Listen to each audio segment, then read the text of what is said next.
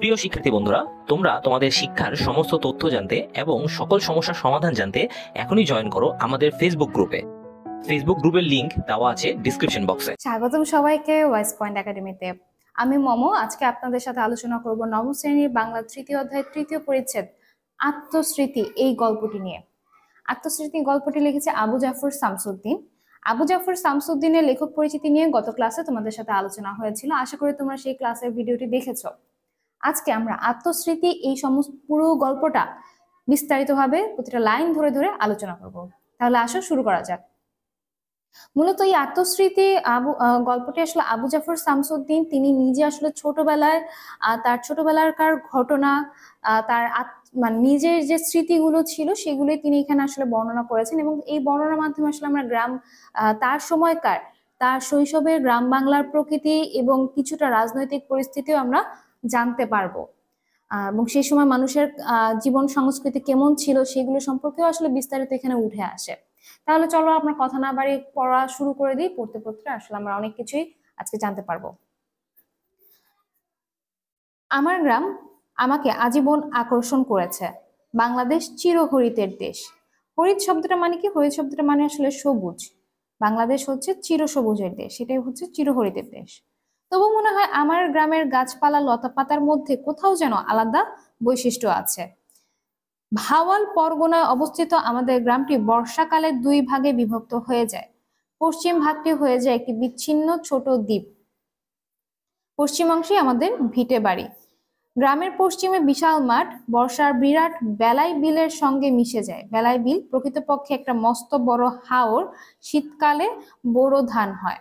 আচ্ছা, এই ছোট্ট দুইটা লাইন, এই ছোট্ট প্যারার দুটা লাইন থেকে আমরা কিন্তু আসলে অনেক কিছু পেলাম, যে আসলে লেখকের গ্রাম হচ্ছে ভাওয়াল পরগনায় অবস্থিত এবং বর্ষাকালে সেটা দুই ভাগে ভাগ হয়ে যায়, পূর্ব পশ্চিম দুইটা ভাগে, এবং পশ্চিম ভাগটাতেই মূলত হচ্ছে লেখকের ভিটে বাড়ি বা তাদের হচ্ছে বাড়ির অংশটা। ঠিক আছে, সেখানে বর্ষায় একটা বেলাই বিল রয়েছে। বেলাই নামের এই বিলের সম্পর্কে আমরা আরো বিস্তারিত সামনে যতটা পড়বো, সামনে যতটা আগাবো জানতে পারবো।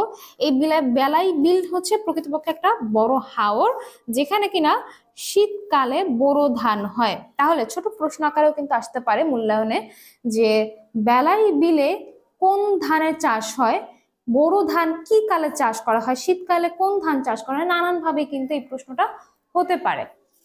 আচ্ছা, তাহলে তারপরে দেখো এই বেলাই বিল নিয়ে সামনে আমরা আরো অনেক কিছু পাবো।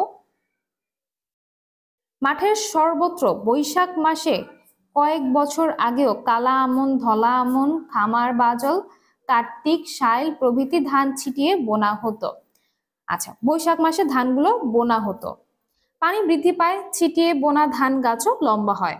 আষাঢ় মাসে বন্যার জলের সঙ্গে প্রবেশ করে শৈল, গজার, বোয়াল, রুই, কাতল প্রভৃতি মাছ। এগুলো কিন্তু মাছের নাম, এগুলো হচ্ছে ধানের নাম। আমন ধানের নাম নিশ্চয়ই শুনেছ, খামার বাজাল, কার্তিক, শাইল, এগুলো হচ্ছে বিভিন্ন ধানের নাম। আর শৈল মাছ, গজাল মাছ, এগুলোর নামও নিশ্চয় তোমরা শুনেছ। তাহলে বন্যার সময় কি হয়, যেমন ধান গাছগুলো লম্বা হতে শুরু করে, সেই একইভাবে কিন্তু কি হয়, মাছও কিন্তু চলে আসে। এবং এই মাছ ধরার জন্য দেখো কি করে, কোদ, জুইতা প্রভৃতি অস্ত্র হাতে বেরিয়ে পড়ে গ্রামের মানুষ। গুড়ি গুড়ি বৃষ্টি, মাঝে মাঝে রোদের ঝিলিক, কোন্দা ও ডিঙ্গি নৌকার মাঠ ছেয়ে যায়। কাঁচা ধানের সবুজ শীষ নাড়িয়ে মাছ দৌড়ায়। কোচ জুইতার ঘায়ে বিদ্ধ করে শিকারী। আচ্ছা, কোদ, জুইতা এগুলো আসলে কি? এগুলো হচ্ছে মাছ ধরার এক ধরনের অস্ত্র। ঠিক আছে, তোমরা যদি কখনো গ্রামের বাড়ি ঘুরতে যাও তাহলে আশা করি এগুলো দেখতে পারবে। এছাড়া একটু গুগলে সার্চ করলে এগুলোর ছবি তোমরা পেয়ে যাবে, এগুলো আসলে দেখতে কিরকম। তো কোদ জুইতা দিয়ে আসলে মাছ ধরা হয়। যেহেতু আষাঢ় মাসে বন্যার সাথে মাছ চলে আসে মাঠে, তখন মানুষ কি করত, ডিঙ্গি নৌকা, কোন্দা ডিঙ্গি নৌকা দিয়ে মাঠ ভরে যেত, এবং এই মাঠের মধ্যে সবুজ ধানের শীষ নাড়িয়ে কে দৌড়ায়? প্রশ্ন আসতে পারে। মাছ দৌড়াতো। এবং কি দিয়ে ধরা হতো? কোচ, জৈতা এগুলো দিয়ে শিকার করা হতো। আচ্ছা, ভাওয়াল পরগনার বর্ষাকালটা সত্যি সত্যিই চমৎকার। প্লাবিত মাঠের মধ্যে মধ্যে ছোট ছোট দ্বীপ সদৃশ্য পরস্পর বিচ্ছিন্ন গ্রাম। আচ্ছা, ছোট ছোট গ্রাম একটার সাথে আরেকটা কি বিচ্ছিন্ন, কার সাথে কোনো, যেহেতু হচ্ছে কি প্লাবিত থাকতো মাঠ, তাই না? মাইলের পর মাইল সবুজ ধানের শীষ, মধ্যে মধ্যে আম, জাম, কাঁঠাল গাছ ঘেরা চিরহরিত পল্লী। একটু আগে বলেছি হরিত মানে হচ্ছে সবুজ। পশ্চিমের হরিত মাঠ আমাকে মুগ্ধ করত। এই আমাকেটা হচ্ছে লেখক তার কথা, নিজের কথা বলছে, ঠিক আছে, লেখককে মুগ্ধ করতো। কেবলই মনে হতো এই সবুজ মাঠটা যদি পাড়ি দিতে পারতাম, না জানি কি রহস্য লুকিয়ে আছে উপরের ভাসমান গ্রামগুলোতে। বেলাই বিলের উপর দিয়ে শীতে শীর্ণ বালু নদী প্রবাহমান। আচ্ছা, এই যে আষাঢ় কালে যেরকম হচ্ছে পানি প্লাবিত থাকতো, ঠিক শীতকালে তার উল্টো শীর্ণ বালু নদী প্রবাহমান হতো। তার পশ্চিম তীরে প্রতি শনি ও মঙ্গলবার পুবাইলের হাট বসতো। তাহলে পুবাইলের হাট কি কি বার বসতো? পুবাইলের হাট শনি ও মঙ্গলবার বসতো। আমাদের গ্রাম হতে 6-7 মাইলের পথ।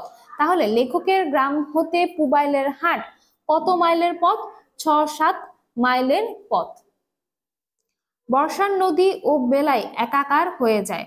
আচ্ছা, বেলাই কিন্তু একটা হাওর, শুরুতেই আমরা পড়েছি। বর্ষার সময়, বর্ষার সিজনে কি হতো, নদী আর বেলাই হাওরটা একসাথে আসলে মিলেমিশে যেত। ভাওয়াল পরগনার নানা স্থান হতে তরি তরকারি, কাঁঠাল, আনারস, পেয়ারা, পাট, ধান প্রভৃতি বোঝাই ছোট বড় শত শত নৌকা বেলা ওঠার আগে এসে উপস্থিত হয় পুবাইলের ঘাটে।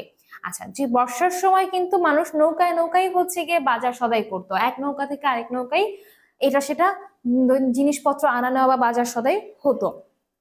এখানে সেটাই বলেছে, যেহেতু বর্ষার সময় কি নদী আর বেলায় একাকার হয়ে যেত, মানে নদী আর হাওরের মধ্যে কোনো সীমানা আসলে থাকতো না, ঠিক আছে, প্রচুর পানিতে সব একাকার হতো। এবং তখন আসলে এই যে দৈনন্দিন মানুষের খাদ্যদ্রব্য গুলো, কাঁঠাল, পেয়ারা, ফল, সবজি সব কিন্তু নৌকা করে বুঝাইব, শত শত নৌকা আসতো পুবাইলের ঘাটে। ঢাকা নারায়ণগঞ্জ হতে যায় বড় বড় কঞ্জুরার নৌকা। আচ্ছা, ঢাকা নারায়ণগঞ্জ থেকে কোন নৌকা যায়? কঞ্জুরার নৌকা। কঞ্জুরার নৌকা কি ধরনের নৌকা? এটা আসলে তোমাদের শব্দার্থে আমি এটা আসলে পাইনি। এটা বলা যাচ্ছে যে যেহেতু ঢাকা নারায়ণগঞ্জ থেকে যেহেতু, এখানে সাধারণভাবে চিন্তা করলে এটা হয়তো কোনো বড় ধরনের নৌকার কথা এখানে বোঝানো হয়েছে। নৌকায় নৌকায় কেনা বেচা সে এক এলাহি কাণ্ড। এলাহি কাণ্ড মানে কোনো বিশাল ঘটনা। আমার গ্রামের ফরে ব্যাপারীর সন্ধ্যারাত্রেই নৌকায় বোঝাই করত, কেনা বেচা শেষ করে গ্রামে ফিরে আসতো অনেক রাত্রে। আমার মনে হতো সার্থক জীবন এই হাটুরেদের। হাটুরে কারা? যারা হাটে বেচা কেনা করে তাদেরকে বলা হয় হাটুরে। হাটে, হাট বাজারে যারা বেচা কেনা করে, ঠিক আছে, তাদেরকে বলা হচ্ছে হাটুরে। তাদের জীবনটা সার্থক। আচ্ছা, এখানে ছোট্ট প্রশ্ন আসতে পারে যে কেন লেখক মনে করতো যে হাটুরিদের জীবন সার্থক? কারণ কি, তাদের একটা এলাহি, যেখানে বলেছে যে কেনা বেচার একটা এলাহি কাণ্ড ঘটতো। কারণ এই যে ঢাকা নারায়ণগঞ্জ হতে কঞ্জুরা নৌকা আসতো এবং শত শত নৌকায় দৈনন্দিন মানুষের হচ্ছে গিয়ে কি প্রয়োজনীয় খাদ্যদ্রব্য বোঝাই করা থাকতো, এবং পুবাইলের ঘাটটা একটা বিখ্যাত ঘাট। সবকিছু মিলিয়ে কিন্তু একটা জমজমাট অবস্থা তৈরি হতো, এবং বেশ ভালো বেচা কেনা হতো। বেচে কেনা শেষে শান্তিতে সবাই ঘরে ফিরতো, কারণ বেচে কেনা শেষ করতে ফিরে আসতে অনেক রাত হতো। তার মানে খুব ভালো বেচা বিক্রি হতো বলেই কিন্তু ফিরে আসতে অনেক রাত হতো। এই জন্যই কিন্তু হাটুরেদের জীবন লেখক সার্থক মনে করেছিল। এটাকে একটু গুছিয়ে সুন্দর করে লিখতে হবে। আচ্ছা, এরপরে দেখো, ছইহীন ডিঙ্গি নৌকায় চড়ে পুবাইলের হাটে যাওয়ার বায়না ধরেছি। লেখকের ছোটবেলার কথা, আমরা এখানে সমস্তটাই পড়বো লেখকের ছোটবেলাকার কথা। ছইহীন ডিঙ্গি নৌকা, তোমরা নিশ্চয়ই স্বচক্ষে না দেখলেও নাটক বা সিনেমাতে তোমরা দেখেছো যে ছইহীন ডিঙ্গি নৌকা। ছই হচ্ছে এক ধরনের যেই নৌকাগুলোর মধ্যে ছই থাকে, আমরা নাটক সিনেমাতে দেখি যে বউ বর যদি কখনো নৌকা করে যায় ছইয়ের মধ্যে থাকে, ঠিক আছে। আর ছইহীন যেটা কোনো কিছুই না, যে সরু একটা নৌকা, কোনো কোনো আবরণ থাকে না উপরে। আর রোদ বৃষ্টি থেকে রক্ষা পাওয়ার জন্য অনেক সময় অনেক নৌকায় ছই থাকে। তো ছইহীন, লেখক বায়না ধরেছে কোন নৌকায় যাওয়ার জন্য? ছইহীন ডঙ্গি নৌকা চড়ে পুবাইলের হাটে যাওয়ার জন্য বায়না ধরেছে। বাবা ওই হাটে কচিত কদাচিৎ যেতেন। কচিত কদাচিৎ মানে মাঝে মধ্যে, খুবই কম, মাঝে সাঝে, ঠিক আছে, মাঝে মধ্যে যাওয়ার কথা, কচিত কদাচিৎ। এটা আসলে তোমাদের শব্দ অর্থে নেই। তোমাদের শব্দ অর্থে আসলে অনেকগুলোই অর্থ রয়েছে, কিন্তু এই কিছু কিছু শব্দের অর্থ হয়তো তোমাদের জানা নেই, সেজন্য তোমাদেরকে জানিয়ে দেওয়ার চেষ্টা করছি। অন্যদের সঙ্গে যাওয়ার অনুমতি দিতেন না, বেলাইতে নৌকা ডুবি হলে রক্ষা নেই। আচ্ছা, বেলাই কি? সেই হাওরের কথা বলা হচ্ছে। বেলাই সম্বন্ধে নানা উপকথা প্রচলিত ছিল। আমার দাদি বলতেন এককালে নাকি বেলাই ও শীতলক্ষা একাকার ছিল। বাইরা গ্রাম হতে পলাশ পর্যন্ত প্রায় 8-10 মাইল ছিল খেয়া নৌকার পাড়ি। বাইরা একটা গ্রামের নাম, সেই গ্রাম থেকে পলাশ আরেকটা গ্রামের নাম, সেখান থেকে প্রায় 8-10 মাইল খেয়া নৌকার পাড়ি ছিল। অনেক আগের কথা, রাজা ছিলেন খাটচাডস্কা নামক জনৈক আদিবাসী। আচ্ছা, অনেক আগে রাজার নাম ছিল খাটচাডস্কা, সে ছিল জনৈক আদিবাসী। ঝড় ঝঞ্ঝা বিক্ষুব্ধ বেলায় নাকি রাজপুত্র পুত্রবধূ নাতি নাতনি বোঝাই পানসি নৌকা গ্রাস করেছিল। শোকার্ত রাজা মনে প্রতিশোধ স্পৃহা জাগে। আচ্ছা, অনেক আগে এই এখানে রাজা ছিল খাটচাডস্কা। একদিন ঝড় ঝঞ্ঝায় বিক্ষুব্ধ এই বেলাই হাওর বা নদী, সেই নদী কি করেছিল, তার রাজপুত্র, রাজার ছেলের বউ, নাতি নাতনি সহ পানসি একটা নৌকা, পানসি নৌকা মানে বড় ধরনের নৌকা, সেই নৌকাকে গ্রাস করেছিল। তো এই নদী যেহেতু গ্রাস করেছে, তাই নদীর উপর রাজার একটা প্রতিশোধ স্পৃহা ছিল। তিনি শপথ করলেন ডাইনি বেলায়ের বুকে কাগা বগা, কাগা মানে হচ্ছে কাক, বগা মানে হচ্ছে বক, চড়বে মাছ খাবে। তিনি বেলায়ের পানি নিষ্কাশনের জন্য অসংখ্য খাল কাটান। কার্তিক অগ্রহায়ণ মাসে এসব খাল দিয়ে বেলায়ের পানি শীতলক্ষায় নেমে যায়। কোন মাসে বেলায়ের পানি শীতলক্ষা নদীতে যায়? কার্তিক অগ্রহায়ণ মাসে। শীতে সত্যই বেলায়ের বুকে কাক বকেরা হেঁটে হেঁটে মাছ খায়। সারস, সরাইল, পানকড়ি, ছেড়ছিড়ি, পিপি, কোরা প্রভৃতি নানা পাখি চড়ে বেড়ায় এই বেলায়ের উপরে। আচ্ছা, এখানে আসলে আমরা একটা মিথ বা হচ্ছে একটা উপকথা সম্পর্কে জানতে পারলাম। সে উপকথাটা কি, একটা সময় দাদির কাছ থেকে আমাদের লেখক এই গল্প শুনেছিলেন যে এককালে এখানে রাজা ছিল জনৈক এক অধিবাসী খাটচাডস্কা। তো এই রাজার বউ, পুত্রবধূ, নাতি নাতনি সবাইকে কি বেলায় নদী ঝড় ঝঞ্ঝার রাতে হচ্ছে গিয়ে গ্রাস করেছিল। পরবর্তীতে রাজা প্রতিশোধ হিসেবে কি করেছিল, এই বেলায়ের পানি নিষ্কাশন করে অনেকগুলো খাল কাটান, এবং পরবর্তীতে সত্যি সত্যি দেখা যায় যে কার্তিক অগ্রহায়ণ মাসে সেখানে আসলে কি পানি শূন্য থাকে, এই বেলাই হাওরটা, সেখানে নানান ধরনের পাখি হেঁটে হেঁটে মাছ খেয়ে বেড়ায়। এই ছিল হচ্ছে উপকথাটি। এরপরে দেখো, আমাদের গ্রামের নিচে একটি বড় বিল। আমি বাল্যকালে এই বিলের একবার বিশাল আকৃতির বড় বড় পাখির 5-7শোর একটা ঝাঁক নেমেছিল। আচ্ছা, তাহলে এই আমার বাল্যকালে এই বিলেও একবার কি হয়েছিল, লেখকের বাল্যকালে এই বিলে একবার 5-7শো পাখির ঝাঁক নেমেছিল। আর ঘন্টা 2 ঘন্টার মধ্যে বিলের বড় বড় মাছগুলো নিঃশেষে খেয়ে উড়ে গেল। দাদির মুখে শ্রুত মানে হচ্ছে শোনা, ঠিক আছে, শ্রুত শব্দের মানে হচ্ছে শোনা, তাদের মুখ থেকে শোনা এই লোক কাহিনীটি আমার মনে রোমাঞ্চ সৃষ্টি করেছে। তাহলে লেখকের ছেলেবেলায় কোন কাহিনীটি লেখকের মনে রোমাঞ্চ সৃষ্টি করেছিল, তাহলে এই ঘটনাটি ব্যাখ্যা করতে হবে। বেলায়ের উত্তর প্রান্তরে রাজবাড়ির গ্রাম, ভাবতাম ওই রাজবাড়িতেই হয়তো ছিল সুদূর অতীতের এই মহাপ্রতাপশালী রাজা খাটচাডস্কার রাজধানী। বেলায়ের পথে আমরা পুবাইলের হাটে যাওয়ার হয় আরো অনেক পরে। তখন আমার বয়স 10-12 এবং বাবা আমাকে বিলে বন্যার জলে সাঁতার শিখিয়ে ফেলেছেন। আচ্ছা, তাহলে লেখক কার কাছ থেকে সাঁতার শিখেছিলেন? তার বাবার কাছ থেকে শিখেছিলেন। ভিটে বাড়ির নিচেই ঢালুতে পাট ক্ষেত, আষাঢ়ে পাট কাটা হয়, শ্রাবণে অথই পানি। ওই পানিতে আমি আর আমার ছোট 2 ভাই সাঁতার শিখেছিলাম। গোসলের আগে বাবা 2 ঘন্টা মসজিদের ঠান্ডা মেঝেয় অথবা বাংলা ঘরের তক্তপোষে ঘুমোতেন। ওই সময়টায় আমি ছিলাম ফ্রি। পাড়ার ডানপিটে ছেলেদের সঙ্গে সাঁতার কাটতে বিলে নামতাম। ঘন্টা 2 ঘন্টা ঝাঁপুরি খেলা চলতো। মনে পড়ে একদিন ধরা পড়েছিলাম। সময় ব্যাপারে হুঁশ ছিল না। তখন প্রায় 1টা বাজে। ঘুম হতে জেগে আমাকে না পেয়ে বাবা কঞ্চিল লাঠি হাতে খুঁজতে বের হন। আচ্ছা, কঞ্চি মানে কি, সরু এক ধরনের হচ্ছে বাঁশের বেতের মতো এক ধরনের লাঠি, সেটা নিয়ে খুঁজতে বের হয়। বাড়ির দক্ষিণ পূবের এক বিলে আমাকে পাওয়া গেল। তাকে বিলের যে পারে দেখা গেল, আমি সে পারে উঠলাম না, অন্য পাড় দিয়ে উঠে এক দৌড়ে বাড়ি পৌঁছে দাদির আশ্রয় নিলাম। আচ্ছা, আমরা ছোটবেলায় অনেকেই এটা করতাম, তোমরাও হয়তো নিশ্চয়ই করো, যে বাবা মায়ের শাসন থেকে বেঁচে যাওয়ার জন্য দাদি বা নানির কাছে আশ্রয় নেই। তো লেখকের ছোটবেলায় এরকম অনেক মজার স্মৃতি ছিল। এরপর তার দাদির সম্পর্কে একটু ঘটনা আমরা জানতে পারবো এখান থেকে। দাদির বয়স তখন 100, কিন্তু তখনও তিনি বেশ শক্ত সমর্থ, মেরুদণ্ড ঠিক। বাবা তাকে আম্মা সাপ বলে ডাকতেন। মায়ের কথার পৃষ্ঠে মানে কি পিঠে, মায়ের কথার পিঠে কথা তিনি কখনো বলতেন না। বাবা ছিলেন দাদিমার একমাত্র পুত্র সন্তান। তার 9 বছরের ছোট ছিলেন আমার ফুপু, ব্যাস এই 2 জন। তাহলে লেখকের বাবার থেকে তার ফুপুর বয়সের ব্যবধান ছিল 9 বছর। আচ্ছা, তাহলে লেখকের বাবারা কয় ভাই বোন ছিল? 2 ভাই বোন ছিল। হাট বাজারে এবং ঢাকা যাওয়ার সময় বাবা দাদিকে জিজ্ঞেস করতেন, আম্মা সাহেব আপনার জন্য কি আনবো? দাদির ফরমাস ছিল, ফরমাস মানে দাদির হচ্ছে গিয়ে কি কি চাইতেন। ফরমাস শব্দটা আসলে এখানে তোমাদের শব্দ অর্থেও আছে। ফরমাস মানে হচ্ছে আদেশ। তার আদেশ ছিল পান, মজালো সুপারি, এলাচি, দারচিনি, গুয়া মৌরি, যষ্টি মধু, মগাই খয়ের, মতিহারি সাদা পাতা, গুড়, কলা, খিরসা প্রভৃতি। এগুলো ছিল তার ফরমাস।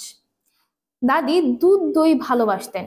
শিং, মাগুর, শৈল, গজাল, টাকি, বোয়াল ইত্যাদি মাছ খেতেন না। এগুলো কি করতো? এগুলো খেতেন না। কবুতর ও মোরগ ব্যতীত অন্য কোনো প্রাণীর গোস্ত তিনি খেতেন না। কবুতর আর মোরগ এই দুইটা শুধু খেতেন। তাহলে ছোট্ট প্রশ্ন আসতে পারে, দাদির খাবার দাবার বা তিনি কি কি ফরমাস করতেন? এগুলো তোমাকে যদি মূল্যায়নে আসে তখন এই কথাগুলো লিখতে হবে। এই ছিল এতক্ষণ পর্যন্ত আসলে তার শৈশবের চঞ্চলতা, তার বাড়ি এবং তার বাড়ির যে বিখ্যাত বেলাই হাওর সেটার সম্পর্কে জানলাম, তার দাদির সম্পর্কে জানলাম। এখন আমরা কিছুটা ইতিহাস সম্পর্কে জানবো, রাজনৈতিক বিষয়গুলো সম্পর্কে জানবো। তার সময়কার পিতামহ 1857 খ্রিস্টাব্দে ঢাকার বিদ্যা চর্চায় লিপ্ত ছিলেন। পিতামহ মানে কি? পিতামহ মানে হচ্ছে বাবার বাবা, মানে দাদা। 1857 খ্রিস্টাব্দে তিনি ঢাকায় বিদ্যা অর্জনে লিপ্ত ছিলেন, মানে বিদ্যা চর্চার জন্য তিনি ঢাকায় গিয়েছিলেন। 1857 সালে ফৌজি বিদ্রোহে ঢাকার দেশি সিপাহীরাও যোগ দিয়েছিল। বিদ্রোহ দমনকে উপলক্ষ করে ঢাকা শহরে ব্যাপক গণহত্যা শুরু হয়। শুনেছি লালবাগ কেল্লা এবং তৎসন্নিহিত মানে তার সাথে লাগোয়া, তৎসন্নিহিত মানে হচ্ছে তার নিকটবর্তী, ঠিক আছে, ঘেরাও করে তোপ দাগা হয়। তোপ দাগা মানে কামান থেকে গোলা নিক্ষেপ করা। তোপ দাগা শব্দের মানে হচ্ছে কামান থেকে গোলা নিক্ষেপ করা, তোমাদের শব্দ অর্থে রয়েছে। এর ফলে নাকি প্রায় 5,000 লোক মারা যায়। মৌলভী মুন্সিরা ছিলেন ইংরেজের বিশেষ লক্ষ্য। আচ্ছা, ওইটা কি 1857 কিন্তু তখন ইংরেজরা শাসন করত। ফৌজি বিদ্রোহতে ঢাকার কি কি অবস্থা ছিল আমরা সেটা একটু দেখছি। ওদেরকে পেলেই ফাঁসি কাস্টে ঝুলানো হতো। আন্ডা ঘরের ময়দানে, যেটা বর্তমানে বাহাদুর শাহ পার্ক নামে পরিচিত, গাছগুলোতে ঝুলিয়ে রাখা হয়েছিল অসংখ্য মানুষ। দাদা ওই সময়ে প্রাণ ভয়ে ঢাকা ত্যাগ করেন। ঢাকা ছাড়ার পর তিনি মসজিদকে কেন্দ্র করে সংগ্রাম ও পার্শ্ববর্তী গ্রামসমূহের বালক বালিকাদের দ্বীনি এলেমে শিক্ষাদান করেন। দ্বীনি মানে হচ্ছে ইসলামের মানে হচ্ছে ধর্মশিক্ষায় শিক্ষক দান হিসেবে নিযুক্ত হন। আচ্ছা, এই গেল হচ্ছে ফৌজি বিদ্রোহের সময় কি কি অবস্থা ছিল। এরপরে দেখো 1859-60 সালের দিকে মাওলানা কেরামত আলী জৌনপুরী বেশ কিছুকাল আমাদের বাড়িটিতে তার আস্তানা করেন। দাদা তার শিষ্য হন। তাহলে দাদা কার শিষ্য ছিল? মাওলানা কেরামত আলী। দুজনে মিলে আমাদের অঞ্চলে ইসলাম প্রচার করেন। বিদ্যা শিক্ষা দানের বিনিময়ে দাদা কোনো পারিশ্রমিক গ্রহণ করতেন না। আচ্ছা, বাবাও ওই ঐতিহ্য রক্ষা করেছিলেন। আমার বাল্যকালে বহু ছাত্রছাত্রী তার কাছে পড়তে আসতো। বাবার কাছে শুনেছি দাদার ব্যক্তিগত লাইব্রেরিতে নাকি 300 কেতাব ছিল। তাহলে লেখকের দাদার ব্যক্তিগত লাইব্রেরিতে কত বই ছিল? কেতাব মানে হচ্ছে বই, 300 কেতাব ছিল। তার মধ্যে বেশ কিছু সংখ্যক হস্তাক্ষরে লিখিত গ্রন্থ ছিল। হস্তাক্ষর মানে হাতে লেখা, ঠিক আছে, হাতে লেখা। 2-4টি আমি নিজেও দেখেছি। বাবার 17 বছর বয়সে দাদার মৃত্যু হয়। তাহলে লেখকের দাদার মৃত্যু হয় যখন তার বাবার বয়স 17 বছর, ঠিক আছে। আত্মীয় স্বজনরা বহু কেতাব নিয়ে যায়। আমার বাল্যকালেও 70টি কেতাব ছিল। তার মধ্যে একটি ছিল আরবি অক্ষরে লিখিত বাংলা কেতাব। 1919 সালে 12 ঘন্টা ব্যাপী ভয়াবহ ঝড়ে টিনের চাল উড়িয়ে নিয়ে যায়। কত সালে হয়? 1919 সালে একটা বিশাল ঝড় হয়েছিল 12 ঘন্টা ব্যাপী। তখন ঝড়ে কি টিনের চাল উড়ে যায়। আমরা মসজিদে আশ্রয় গ্রহণ করি। সারা রাত ব্যাপী ঝড় বৃষ্টিতে পিতামহের স্মৃতি বিজড়িত কেতাবগুলোর প্রায় সবই নষ্ট হয়ে যায়। উর্দু কাসাসুল আম্বিয়া গ্রন্থটি পিতামহের লাইব্রেরির একমাত্র নিদর্শন রূপে এখন আমার কাছে আছে। তাহলে দেখো তার সর্বমোট প্রায় 300 কেতাব ছিল। সেখান থেকে এসে ঠেকেছিল কি, এই আত্মীয় স্বজনে নিয়ে যাওয়ার পর 70টি ছিল। কিন্তু 1919 সালে যে 12 ঘন্টা ব্যাপী ঝড় হয়েছিল সেখানে অধিকাংশই নষ্ট হয়ে যায় এবং সর্বশেষ কাসাসুল আম্বিয়া নামক একটা গ্রন্থ সেই তার দাদার নিদর্শন হিসেবে রয়ে গিয়েছিল লাইব্রেরিতে। আচ্ছা, আশা করি তোমরা বুঝতে পারছো। তারপরও যদি কোনো লাইন বুঝতে সমস্যা হয় আমাদেরকে কিন্তু কমেন্ট করে জানিও, আমরা তাহলে পরবর্তীতে এগিয়ে যাই। 1919-21 সালের কংগ্রেস খেলাফত আন্দোলনের সময় আমাদের গ্রামের উত্তর দিকে এক বড় চত্বরে এক বিশাল জনসভা হয়। তাহলে লেখকদের গ্রামের উত্তর দিকে এক বিশাল জনসভা হয়েছিল কংগ্রেস খেলাফত আন্দোলনের সময়। বাবা সেই স্বদেশী জনসভার সভাপতিত্ব করেছিলেন। এই যে স্বদেশী জনসভার একটা আন্দোলন হয়েছিল তার সভাপতিত্ব করেছিল লেখকের বাবা। সবাই জনৈক পাগড়িধারী মুসলিম বক্তার মুখে আমি সর্বপ্রথম জালিয়ানওয়ালাবাগের হত্যাকাণ্ডের বিষয় এবং ব্রিটিশ ব্যুরোক্রেসি শব্দ দুটি শুনি। কি কি শুনে? জালিয়ানওয়ালাবাগের হত্যাকাণ্ড এবং ব্রিটিশ ব্যুরোক্রেসি শব্দ দুটি শুনতে পান। মনে হয় উক্ত বক্তা দেওবন্দি আলেম ছিলেন। সেকালে আমাদের অঞ্চলে বহু যুবক পড়াশোনা করতে দেওবন্দ যেত। মহাত্মা গান্ধী এবং আলী ভাইদের নামে জয়ধ্বনি শুনেছিলাম সেই দিনই প্রথম। বন্দে মাতরম এবং আল্লাহু আকবার এই দুটি ছিল সবার স্লোগান। এটা হচ্ছে কংগ্রেস খেলাফত আন্দোলনের সময়কার কথা। সভা শেষে স্থানীয় কংগ্রেস কাম খেলাফত কমিটি গঠিত হয়। বাবা কমিটির সভাপতি নির্বাচিত হন। মনে পড়ে তিনি বাড়িতে চরকা নিয়ে আসেন। দাদি কোম্পানির আমলে মানুষ সুতো কাটতে জানতো, মানে দাদির আমলে, মানে দাদির সময়কার মানুষ সুতো কাটতে জানতো। হিন্দু মুসলিম নির্বিশেষে গ্রামের প্রায় সকল বাড়িতে চরকা বসলো। চরকা দিয়ে কি করে? সুতো কাটে। চরকা এক ধরনের যন্ত্র যেটা কিনা সুতা কাটার কাজে ব্যবহার হয়। আচ্ছা, সুতা কাটতে দাদি অনেককে সুতা কাটতে শিখিয়েছিলেন। ঘরে ঘরে মুষ্টির ঘটি। আচ্ছা, প্রতি শুক্রবারে মসজিদে মুষ্টির চাল জমা হতো, সে চাল পৌঁছে দেওয়া হতো কেন্দ্রীয় কংগ্রেস খেলাফত অফিসে। আচ্ছা, তাহলে আমরা এখান থেকে 1919-21 সালের কংগ্রেস খেলাফত আন্দোলনের কথাও জানতে পারলাম। সেইখানে তার বাবা, লেখকের বাবা সভাপতিত্ব করেছিলেন এবং জালিয়ানওয়ালাবাগ এবং ব্রিটিশ ব্যুরোক্রেসি শব্দ দুটি প্রথম সেখান থেকে আসলে লেখক জানতে পারেন। জালিয়ানওয়ালাবাগ তোমাদের শব্দার্থে রয়েছে পাঞ্জাবের একটা শহরের নাম, এবং ব্রিটিশ ব্যুরোক্রেসি শব্দটা মানে হচ্ছে আমলাতন্ত্র। সেই সময় কি হলো, তার বাবা কমিটিতে একজন সভাপতি হিসেবে নির্বাচিত হলো এবং সে সময় মানুষ সুতো কাটতে জানতো, তার দাদিও সেটা শিখেছিল। তাই প্রতিটা বাড়িতে হিন্দু মুসলিম নির্বিশেষে সবাই চরকা বসানো হলো, চরকা দিয়ে সুতো কাটতো এবং প্রতি শুক্রবারে মুষ্টির চাল জমা হতো। আচ্ছা, এরপরে দেখো, বাবার নিত্যকার পোশাক ছিল সাদা পাঞ্জাবি, সাদা তহবন, সাদা টুপি, চটি জুতো এবং ছাতা। আচ্ছা, চটি জুতো নিশ্চয়ই তোমরা জেনেছো। চটি জুতো হচ্ছে এক ধরনের কাঠ, খড়মের মতো কাঠের হয়। এটা এক ধরনের যেটা কিনা হচ্ছে গিয়ে পাতলা স্লিপার যেটাকে বলে। চটি বলতে আসলে পাতলা স্লিপার যেটা, সেরকম আসলে জুতো। তৎকালে হিন্দু মুসলিম নির্বিশেষে শিক্ষিত মধ্যবিত্ত শ্রেণীর লোকদের অধিকাংশই চটি জুতো ব্যবহার করত। হিন্দু মহিলারা জুতো পরতো না। মুসলিম মহিলারা সাধারণত চটি জুতো পরতো না। কারো কারো প্যাটেন্ট লেদারের ফুল তোলা রঙিন পামশু ছিল। হিন্দু মুসলমান নির্বিশেষে সাধারণ চাষি পরিবারের মহিলাদের একমাত্র পরিচ্ছদ ছিল পেঁচিয়ে পরা একটি শাড়ি। সারাদিন নগ্ন পদে মানে খালি পায়ে কাজ করার পর রাত্রে পা ধুয়ে কেউ কেউ খড়ম পরতো। খড়ম এক ধরনের কাঠের জুতো। অনেকের তাও ছিল না। প্রচন্ড শীত পড়লে চাষি পুরুষেরা তাল গাছের ডালার গোড়ার খোল মাপ অনুযায়ী কেটে তার মধ্যে দড়ির বেড় দিয়ে এক ধরনের স্যান্ডেল তৈরি করত। আচ্ছা, এই পুরো প্যারাটাতে আসলে আমরা সংস্কৃতি সম্পর্কে জানবো। ঠিক আছে, তাদের পরিধেয় পোশাক কি কি তারা ব্যবহার করতো এগুলো সম্পর্কে জানবো। এখানে আমরা দেখলাম যে সে সময় আসলে জুতা বা স্যান্ডেল এগুলোর চল ছিল না। কিছু কিছু পরিবার কি করতো, পাতলা স্লিপার বা যেটাকে এখানে বলা হচ্ছে চটির জুতো, সেগুলো ব্যবহার করত।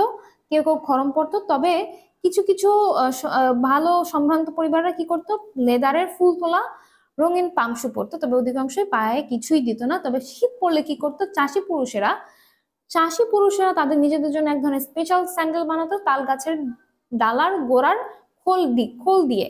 তারা পায়ের মাপ অনুযায়ী কেটে দড়ি দিয়ে বেঁধে এগুলো তারা পায়ে ব্যবহার করতো এবং এটার নাম ছিল, এগুলোকে বলা হতো পাউটি। তাহলে পাউটি সম্পর্কে যদি লিখতে বলা হয় তোমরা এখান থেকে গুছিয়ে লিখতে হবে। অধিকাংশ চাষি পরিবার শৌচ কার্য ও হাত ধোয়ার জন্য মাটির লটা ও ভাত খাওয়ার জন্য মাটির শানকি ব্যবহার করত। শানকি শব্দের অর্থ হচ্ছে থালা বা প্লেট। আমরা প্লেট বললে এখন যেটাকে ভালো বুঝি, ঠিক আছে। তাহলে অধিকাংশ মানুষই কি করতো, ওই সময় সাবান ছিল না, শ্যাম্পু ছিল না, সাবানের পরিবর্তে মাটির লোটা বা মাটির এক ধরনের দলা সেগুলো ব্যবহার করতো এবং ভাত খেত কোথায়, মাটির পাত্রে। কলসিও ছিল মাটির, সজ্জা ছিল বাঁশ বেতির দরমা। এই দরমা কি জিনিস, সজ্জা মানে হচ্ছে বিছানা, বিছানা ছিল এই যেটা দরমা, তোমাদের শব্দ অর্থ রয়েছে বাঁশের ফালি দিয়ে তৈরি এক ধরনের মাদুর, ঠিক আছে, এটা এক ধরনের মাদুর। শীতকালে দরমার নিচে খড়কুটো এবং দরমার উপরে কাঁথা বিছানো হতো। আমাদের বাড়িতে কেরোসিনের কুপি জ্বলতো। ঝড় বাদলের রাত্রির জন্য একটা ল্যান্টার্নও ছিল। আচ্ছা, ল্যান্টার্ন কি জিনিস, সেটা এক ধরনের আলো মতো কাজ করতো। তোমাদের শব্দ অর্থ আসলে ল্যান্টার্ন সম্পর্কে কিছু জানা যায়নি, ঠিক আছে। এরপরে দেখো, অধিকাংশ লোকের বাড়িতে রুহইনা গাছের বিচি হতে সংগৃহীত তেলের প্রদীপ জ্বলতো। রুহইনা গাছ মানে হচ্ছে রয়না গাছ। রয়না গাছের নাম হয়তো শুনেছো, রুহইনা গাছ অনেকে না চিনতে পারলেও সেটার বিচি থেকে সংগৃহীত তেলের প্রদীপ জ্বলতো। এই প্রদীপের নাম ছিল মুছি। এই প্রদীপের নাম ছিল মুছি। আর কুপি যেটা, সেটা হচ্ছে কি কেরোসিন তেলে জ্বলতো। আচ্ছা, আশা করি তোমরা এই সংস্কৃতির বিষয়টা বুঝতে পেরেছো। আমাদের গ্রামে 8-10টি পরিবারের একটি ব্রাহ্মণ পাড়া ছিল, মানে হিন্দু পাড়া। একটি পরিবারের উপাধি ছিল চক্রবর্তী, বাকি সবই ছিল ভট্টাচার্য, ব্রাহ্মণ এবং একই গোত্রভুক্ত। অবশিষ্ট হিন্দুদের মধ্যে কয়েক ঘর গোয়ালা ব্যতীত বাকি সবাই ছিল নমশূদ্র। নমশূদ্রের 3-4 পরিবার কামার, ছুতর ও করাতির কাজ করত। অন্যরা ছিল কৃষিজীবী। আচ্ছা, মানে এখানে হিন্দু পরিবারদের কথা বলা হচ্ছে। গোয়ালাদের মধ্যে একটি পরিবার এবং একটি নমশূদ্র পরিবারের বহু জমি জমা ছিল। তালুক সত্য, তালুক মানে হচ্ছে, তালুক বলতে আসলে বলা ছোট জমিদার, ঠিক আছে। ওদের তালুক সত্ত্বেও ছিল ওদের অংশ, মানে তালুক জমিদারের ব্যাপারেও তাদের অংশ ছিল। সুতরাং রায়ত প্রজাও ছিল, ব্রাহ্মণরাও তালুকদার ছিল। খাস খামার জমিও ছিল ওদের। ওরা নিজের চাষ করতো না, খাস খামার জমি নমশূদ্র ও মুসলমান চাষি বর্গা করত। অধিকাংশ ব্রাহ্মণ পরিবার সুদী কারবার ছিল। অনাদায়ী রেহানি ঋণের দায়ে মুসলিম ও নমশূদ্র চাষীদের জোত জমি সুদখোর ব্রাহ্মণ পরিবারগুলোর অধিকারে চলে যাচ্ছিল। চক্রবৃদ্ধি হারে সুদ দেওয়া হতো। 30-এর দশকে ঋণ সালিসি বোর্ড হওয়ার পূর্ব পর্যন্ত উক্ত অর্থনীতির বিরুদ্ধে কোনো প্রতিকার ছিল না। এই যে চক্রবৃদ্ধি হারের সুদের যে ব্যাপারটা ছিল, সেটার বিরুদ্ধে আসলে প্রতিকার আসে 30 দশকের পরে।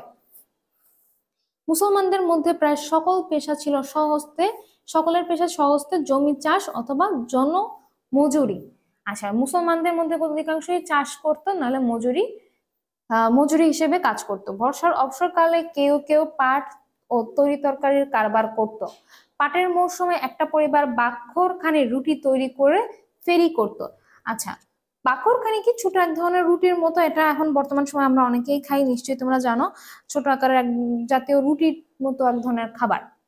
গৃহস্থ গৃহিণীর পাটের বিনিময়ে বাখরখানির রুটি এবং বেদিনীদের কাছ থেকে রেশমি চুরি রাখতো। তাহলে গৃহস্থ গৃহিণীরা কি করতো, পাটের বিনিময়ে বাকরখানি, আর বেদিনী মানে হচ্ছে যারা বেদের কাজ করে, মানে সাপ নিয়ে যারা কাজ করে, তারা রেশমি চুরি রাখতো তাদের কাছ থেকে।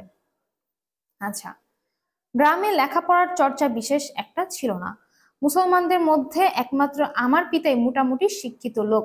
তিনি বাংলা ছাড়া উর্দু ও ফার্সি বলতে পারতেন। আমার মা বাংলা বইপত্র পড়তে পারতেন, কিন্তু লিখতে পারতেন না। আমার ফুপু বাংলা, উর্দু, ফার্সি বলতে ও লিখতে পারতেন। মুসলমান সম্প্রদায়ের বাকি অধিকাংশই ছিল নিরক্ষর। কেউ কেউ কায়ক্রেশে নাম স্বাক্ষর করতে এবং পুঁথি পড়তে পারতো। কায়ক্রেশ মানে শারীরিক কষ্টে, মানে অনেক কষ্ট করে হচ্ছে নামটা স্বাক্ষর করতে পারতো, এবং পুঁথি মানে ধর এক ধরনের বই পড়তে পারতো। সমাজে পুঁথি পড়ুয়াদের বিশেষ সম্মান ছিল। আমির হামজা, পুঁথি মানে আসলে এক ধরনের গল্পের বই। আমির হামজা, সাইফুল মুলক, বদিউজ্জামান, সোনা ভান প্রভৃতি পুঁথি বিশেষ জনপ্রিয় ছিল। জ্যোৎস্না আলোকিত উঠানে বগুনার উপর কুপি জ্বালিয়ে পুঁথির মজলিস বসতো। বাবা এসব পছন্দ করতেন না। আমাদের বাড়িতে পুঁথির মজলিস বসতে কখনো দেখিনি। ধান, পাট, আখের চাষ হতো গ্রামে। শীতকালে আখ ভাঙাবার গাছ আসতো। গ্রামের ছেলেরা আখের গাছের জোয়াল ঠেলতো, আমিও ঠেলেছি। এই পরিবেশে কেটেছে আমার বাল্যকাল।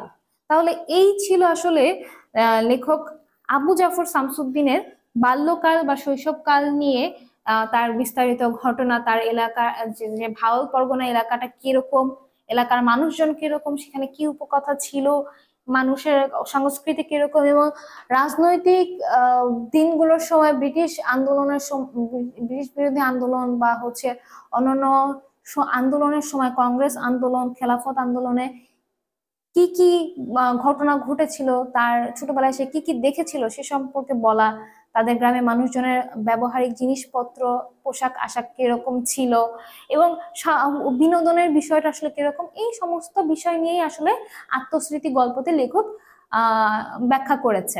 তাহলে এই ছিল গল্পটি, আশা করি তোমরা বুঝতে পেরেছো। তারপরেও যদি কোনো প্যারা, কোনো লাইন বুঝতে তোমাদের সমস্যা হয়, তোমরা কষ্ট করে একটু কমেন্ট বক্সে জানাতে পারো, অথবা আমাদের ওয়াইস পয়েন্টের অফিসিয়াল ফেসবুক পেজ ও গ্রুপে আমাদেরকে জানাতে পারো। তোমাদের সুবিধার্থে ডিসক্রিপশন বক্সে পেজ এবং গ্রুপের লিংক দেওয়া থাকবে। আগামী ক্লাসে 57-58 পৃষ্ঠার ছকগুলোর সমাধান নিয়ে কথা হবে। সে পর্যন্ত সবাই ভালো থাকবে। ধন্যবাদ সবাইকে। ওয়াইস পয়েন্টের সাথেই থাকবে।